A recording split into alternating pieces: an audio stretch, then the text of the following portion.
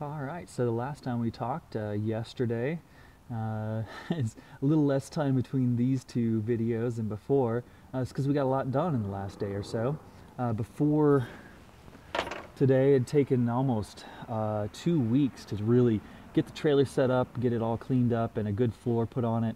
One of the key things, and I learned this from my wife's dad, is that plumb and square, those are your two important aspects of building a house that's going to last, that's also is going to be easy to construct from the floor all the way to the roof.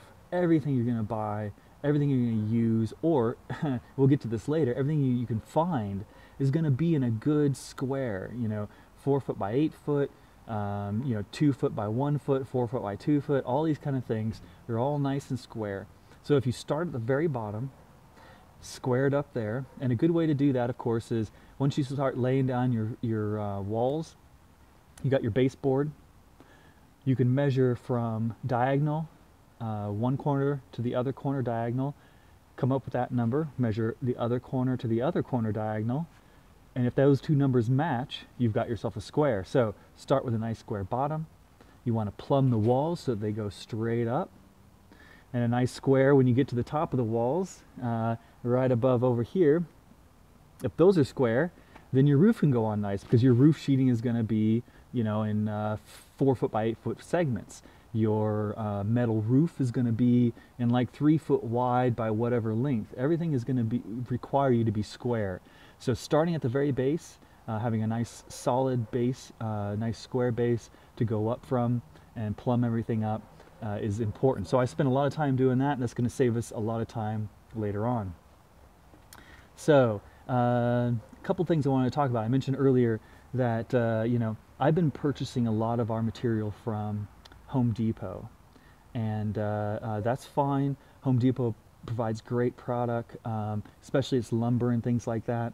But another advantage of Home Depot is that they keep everything inside, so everything is dry. You're not going to pick it up from a lumber yard, maybe where it's been outside, maybe got a little damp, so you got some swelling, and then when you put it on your floor, the inside walls, things like that, and it dries out, then you get some shrinkage. So the nice thing about Home Depot, they keep their things inside, so it's going to be a little bit drier, and you're not going to have that problem of shrinkage as much. But the only problem with purchasing things brand new at a lumber yard or at Home Depot or whatever is that you're paying full price. You're paying full price for the convenience of not having to go out and find it. Now, the nice thing that happens is that people want something new.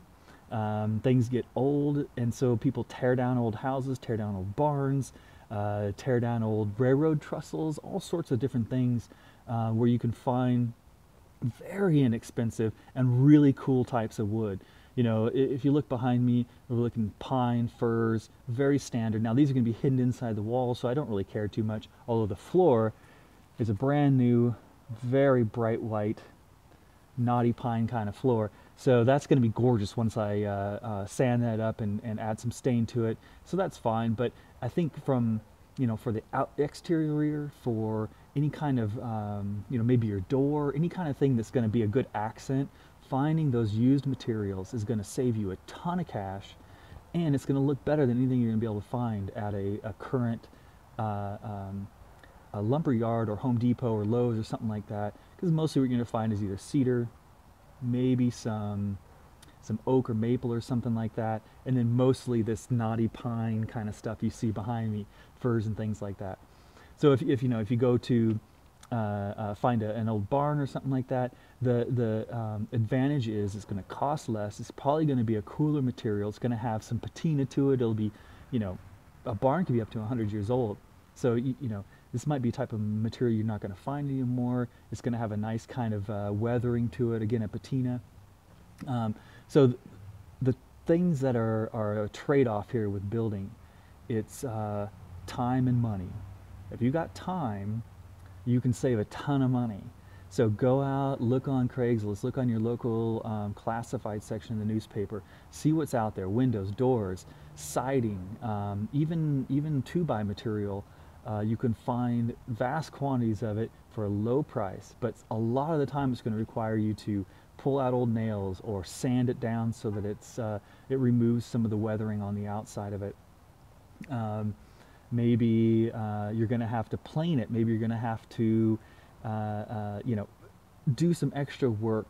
Go find it 20 miles out of town and tear it off of a barn. Whatever it is, that extra work, that extra time, will be made up in the cost, without a doubt. So if you're a person who has the time to work on this place, and the money is more of an issue than the time is, definitely go out, find the stuff that's out there, that's been used. Maybe even go to the dump. Some people throw away tons of excellent material to dump.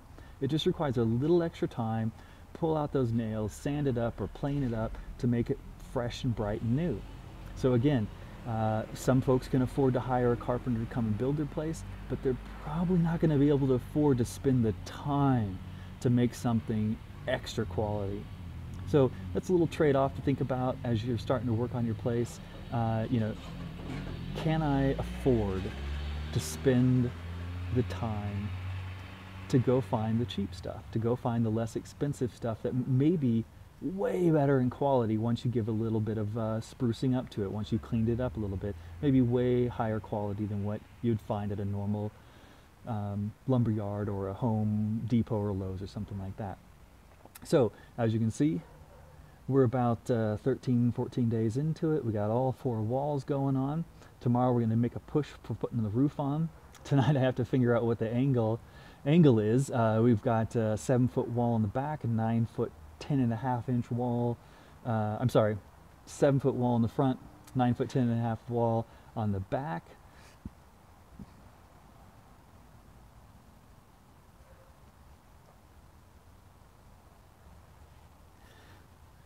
Seven-foot wall in the front, 9-foot 10.5-inch wall in the back, and I just need to figure out what that angle is going to be.